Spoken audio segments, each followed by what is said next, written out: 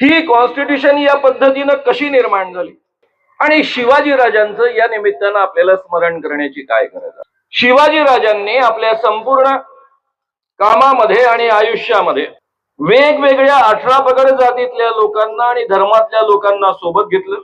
त्यांना सोबत घेऊन सुराज्य निर्माण करण्याचा प्रयत्न केला. त्यावेळेस खरं म्हणजे अस्पृश्यता, जातीयता, जातीय उच्च नीचता समाजामध्ये असताना सुद्धा त्यांनी आपल्या वैयक्तिक जीवनामध्ये कधीही अस्पृश्यता पाळली नाही. वेगवेगळ्या जाती धर्माच्या लोकांसोबत ते एकत्र जेवत असत, बरोबरीनं सन्मान देत असत. नाव्यापासून, मांगापासून, महारांपासून सगळ्यांना त्यांनी सवंगडी नेमलं, त्यांना किल्लेदार नेमलं, त्यांच्यावर वेगवेगळ्या पद्धतीच्या जबाबदाऱ्या सोपवल्या आणि मुसलमानांवर सुद्धा जबाबदाऱ्या सोपवल्या. म्हणजे धर्माचा आणि जातीचा भेदांचा विचार न करता त्यांनी आपल्या स्वराज्य